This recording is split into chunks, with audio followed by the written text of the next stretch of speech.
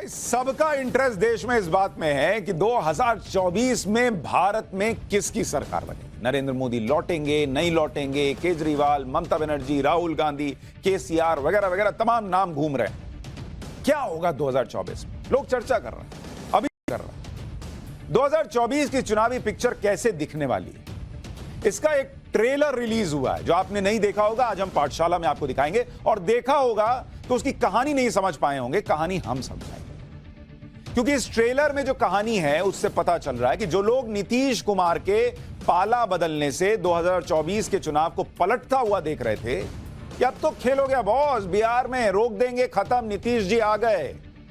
या फिर जो लोग 2024 के लिए नरेंद्र मोदी के विकल्प के तौर पर के चंद्रशेखर राव, अरविंद केजरीवाल जैसे नेताओं के लिए माहौल बना रहे हैं, और जो लोग कांग्रेस और राहुल गांधी को 2024 से पहले रिवाइव होते हुए बता रहे हैं, वो सब लोग जमीनी हकीकत से कितने दूर हैं आज आपको पाठशाला में पता चलेगा। और मैं ये इसलिए कह रहा हूं कि देश के 6 राज्यों में 7 सीटों पर उपचुनाव के नतीजे आए हैं, और वो नतीजे जो बता रहे हैं आज उसकी डिटेलिंग आपको बताऊंगा, तो आपको पता चलेगा कि हम ये क्यों हैं कि केजरीवाल, ओवैसी, मायावती वगैरह वगैरह मिलकर अगर 2024 में संभव है कि नरेंद्र मोदी को 350 सीट जितवा दे। क्यों ऐसा लग रहा है? भाई पॉलिटिक्स से लास्ट मोमेंट पे कुछ भी हो सकता है, लेकिन ऐसा क्यों लग रहा है आज की तारीख में 2022 में? इस उपचुनाव के नतीजे बता रहे हैं कि बीजेपी इस वक्त भी विपक्ष से बहुत आगे है, लीड कर रही है, और कांग्रेस तो कहीं है ही नहीं। देखिए 7 सीटों पर उपचुनाव के नतीजों में बीजेपी ने 4 सीटें जीती, ये आपको पता है। क्षेत्रीय दलों ने 3 सीटें जीती, ये आपको पता है। कांग्रेस को एक भी सीट नहीं मिली, उनका खाता नहीं खुला, ये भी आपको पता है। वो भारत जोड़ने में व्यस्त हैं, भारत उनसे जुड़ना ही नहीं चाह रहा है, सीट ही नहीं दे रहा है। लेकिन अब मैं आपको बताना शुरू करता हूं जो आपको इन नतीजों में नहीं दिखा, ये आपको नहीं पता, और कैसे वो 2024 से कनेक्टेड। देखिए उपचुनाव में 3 राज्य ऐसे हैं जहां बीजेपी के प्रदर्शन ने विपक्ष को बेचैन कर दिया होगा। नीतीश कुमार को तो नींद ही नहीं आई होगी, मैं आपको बता रहा हूं। कुछ लोग कह रहे हैं वहां पे उन्होंने शराब नीति जो है वो थोड़ी ढीली की है, उसकी वजह यह भी हो सकती है। देखिए जो 3 राज्य आपको कह रहा हूं जो 2024 के लिहाज से बड़े इंपॉर्टेंट होंगे और कल के उपचुनाव के नतीजों में उनको समझा जाना चाहिए। एक है बिहार। भाई सारी कहानी यही थी ना कि नीतीश कुमार अब आरजेडी के साथ आ गए, नीतीश कुमार की जेडीयू, आरजेडी, कांग्रेस साथ आ गए, मामला खत्म, बीजेपी खत्म, वहां पे 40 सीट का नुकसान कर देंगे, बस हो गया खत्म। अब क्या, फिर कुछ बचा? नरेंद्र मोदी जाएंगे झोला उठा के, जो कहते हैं। अभी मैं आपको बताता हूं कि ऐसा होगा कि नहीं होगा। ओडिशा, नवीन पटनायक का गढ़, यहां कोई हिला नहीं सकता हो, लेकिन नतीजे क्या कह रहे हैं? और तीसरा राज्य जिस पर चर्चा होनी चाहिए वो है तेलंगाना, जहां के मुख्यमंत्री और असदुद्दीन ओवैसी के खास दोस्त केसीआर बड़ा सपना देख रहे हैं प्राइम मिनिस्टर बनने का। और ये तीनों राज्य ऐसे हैं जहां विपक्ष सत्ता में है, विपक्ष की सत्ता है। बिहार में जेडीयू प्लस आरजेडी, ओडिशा में बीजेडी और तेलंगाना में टीआरएस। तीनों राज्य ऐसे हैं जहां के नेताओं को पीएम पद की रेस में भी गिना जाता है। भाई बिहार जिनकी बात हो रही है, यहां से नीतीश जी अपना सपना संजो लिए हैं कि मैं ही प्राइम मिनिस्टर बनूंगा। फिर चर्चा ये होती है कि नवीन बाबू जो है वो भी हो सकता है प्राइम मिनिस्टर की रेस में, हालांकि वो बड़े शांत व्यक्ति हैं, वो इतना ज्यादा इसका लोड लेते नहीं है। और तीसरे केसीआर हैं। तो तीनों राज्य ऐसे हैं जिनका लोग जो है वो पीएम इन वेटिंग है, ये अपने आप को मानते हैं, या इनकी चर्चा होती है कि ये पीएम बन सकते हैं। अब इन तीनों राज्यों में लोकसभा सीटें कितनी हैं? बिहार के अंदर 40 लोकसभा सीट है, एलएस लोकसभा सीट, और इसमें पिछली बार बीजेपी को कितनी आई थी? बीजेपी को इसमें से 17 सीट आई, 70।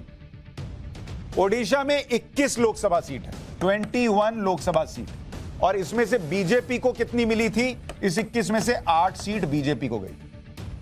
तेलंगाना में 17 सीट है, 17 सीट, और इसमें से बीजेपी के पास कितनी गई थी? 4 सीट। यानी अगर आप टोटल देखिएगा तो यहां पर 78 सीट इन 3 राज्य में है, जिसमें से बीजेपी के खाते में देखिएगा तो 17 प्लस 8 25, 4 29, यानी 29 सीट किसको मिली थी? बीजेपी को मिली थी 78 में से, जिसकी हम बात कर रहे हैं जिन 3 राज्यों की। तो बीजेपी अगर यहां गेन कर ले और बाकी जगह बेहतर परफॉर्म करे तो 350 तक पहुंच सकती है। अब ये कैसे होगा, जरा इसको समझिए। पहले आपको बिहार का बताता हूं। बिहार में बीजेपी ने जो प्रदर्शन किया है वो महागठबंधन के लिए खतरे की घंटी है, क्योंकि जब से नीतीश कुमार ने आरजेडी से हाथ मिलाकर सरकार बनाई, तब से लोग यही बता रहे थे कि अब बिहार में बीजेपी के लिए कोई चांस नहीं, खत्म। जैसे 2015 के विधानसभा चुनाव का उदाहरण दिया जाता था कि बीजेपी का हाल हुआ था, तीनों साथ आ गए थे, आरजेडी, कांग्रेस, जेडीयू, बीजेपी खत्म हो जाएगी विधानसभा चुनाव।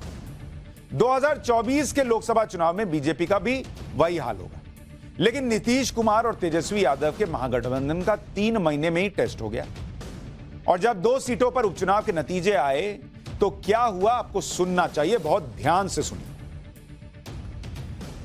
एक सीट है गोपालगंज, यहां बीजेपी को जीत मिली, महागठबंधन बीजेपी को नहीं रोक पाया।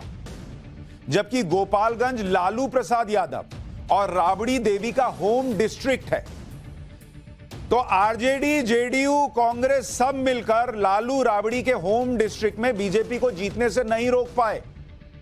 अभी डिटेलिंग बताऊंगा, तब पता चलेगा कि कितनी बड़ी जीत है ये। और फिर मोकामा की सीट पर बीजेपी ने कड़ी टक्कर दी, लेकिन हार गई। अब इस हार में भी कहानी है। यह सीट बाहुबली अनंत सिंह की सीट रही।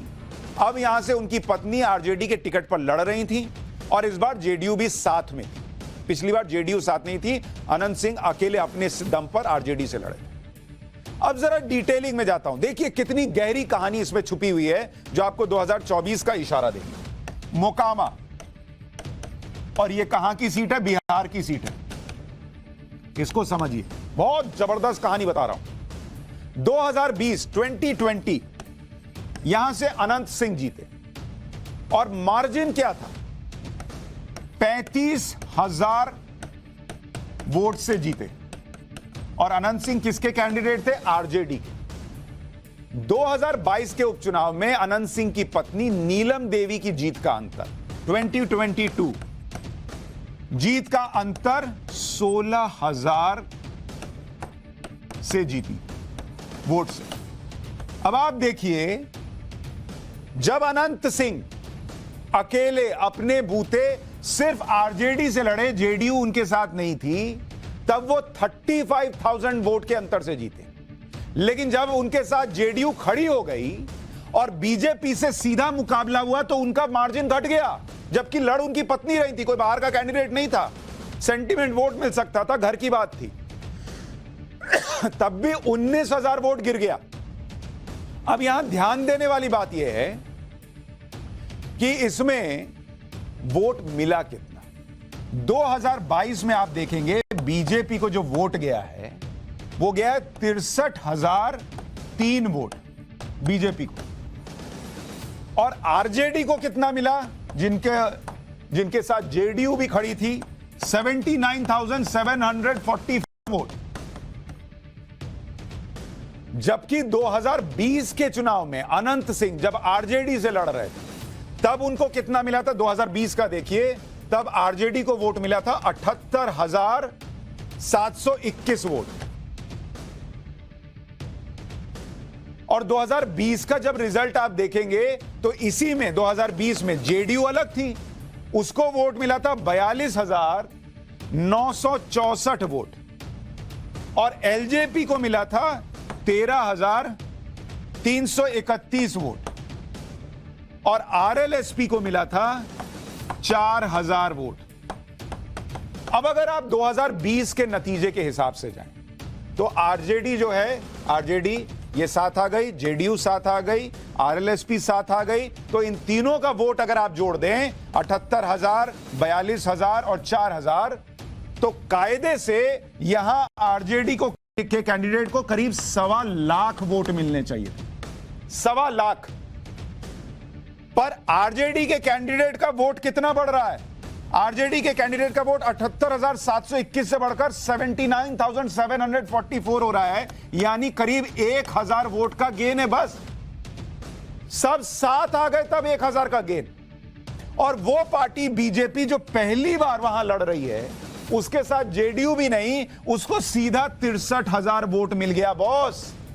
और ये तो तब है जब ये उपचुनाव है, ये तो तब है जब नरेंद्र मोदी का नाम अभी वहां है ही नहीं, जब नरेंद्र मोदी के फेस पर वहां वोट मांगा जाएगा।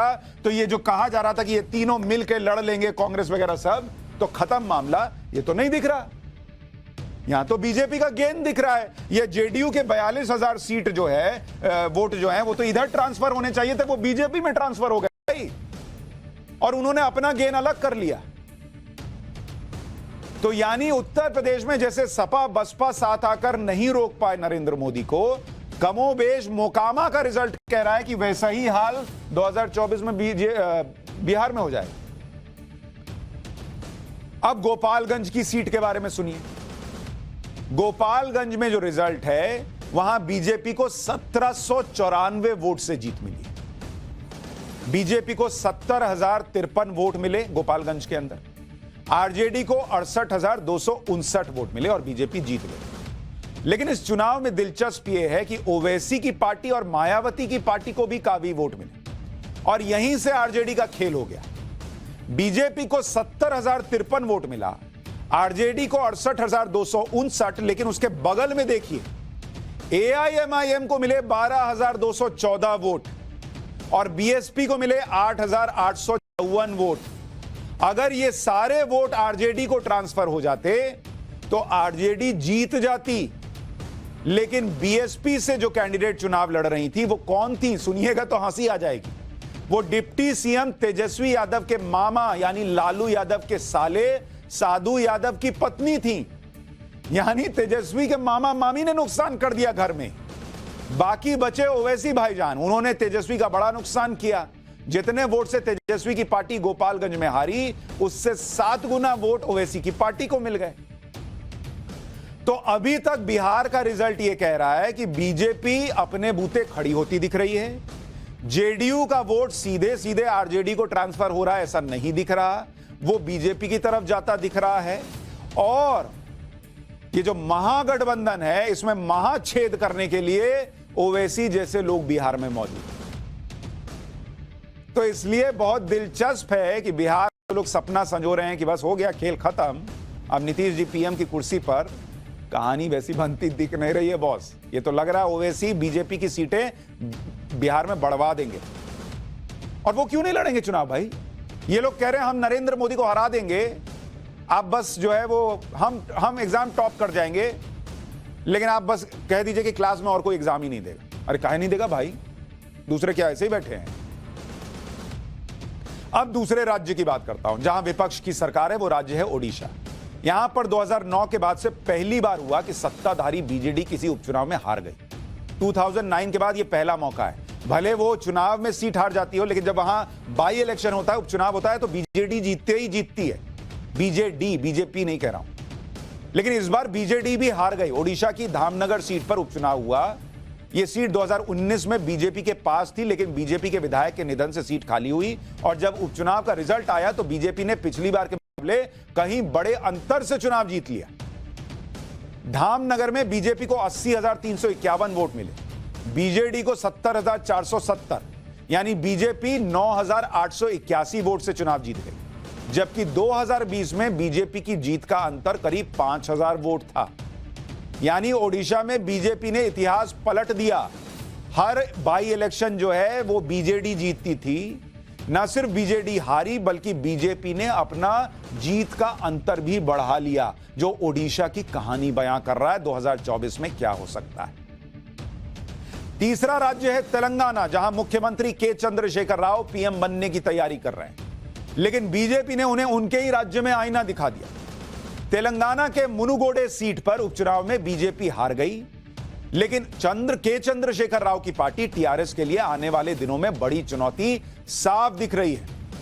मनुगोडे सीट पर बीजेपी टीआरएस से 10,309 वोट से हार गई। लेकिन बीजेपी को वोट कितना मिला बॉस? 86,697 वोट।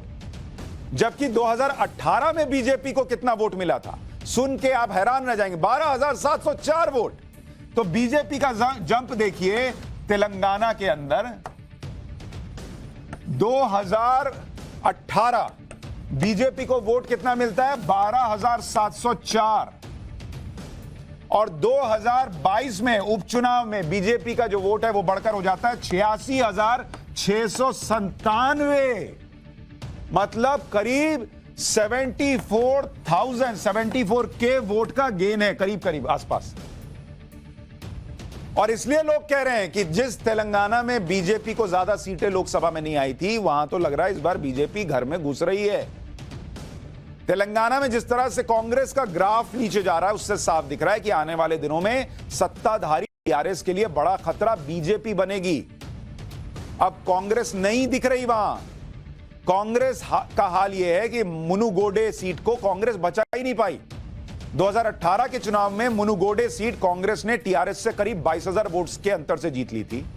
2022 के उपचुनाव में कांग्रेस को केवल 23,906 वोट मिले और कांग्रेस की जमानत जब्त हो गई। और यह तब है जब राहुल गांधी की भारत जोड़ो यात्रा तेलंगाना में कई दिनों से चल रही है।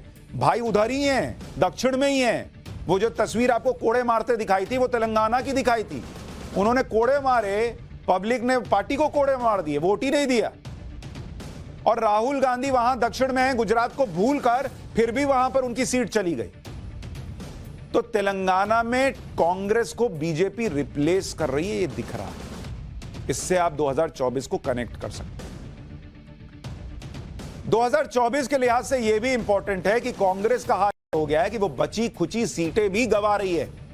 इस उपचुनाव की 7 सीटों में 3 सीटों पर कांग्रेस चुनाव लड़ रही है। इसमें से 2 सीट कांग्रेस के पास पहले से थी, कांग्रेस ने ये 2 भी गंवा दी। एक सीट मुनुगोडे, जिसके बारे में आपको बताया, दूसरी सीट हरियाणा के आदमपुर की है, जहां से कुलदीप बिश्नोई ने कांग्रेस छोड़कर बीजेपी ज्वाइन किया, तो सीट खाली हो गई। अब जरा हरियाणा की आदमपुर सीट को देखिए, वहां का रिजल्ट भी बड़ा इंपॉर्टेंट है। आदमपुर ये कहां है भाई? ये है हरियाणा में। यहां की सीट का रिजल्ट देखिए। यहां बीजेपी को मिलता है कितना वोट? बीजेपी को मिला 67,376 वोट। कांग्रेस को कितना वोट मिला भाई? 51,752 वोट। अब आप देख रहे हैं, मतलब मार्जिन अच्छा है, करीब 15-16 हजार के मार्जिन से बीजेपी जीत रही है। और इस सीट पर आम आदमी पार्टी ने भी बहुत माहौल बनाया।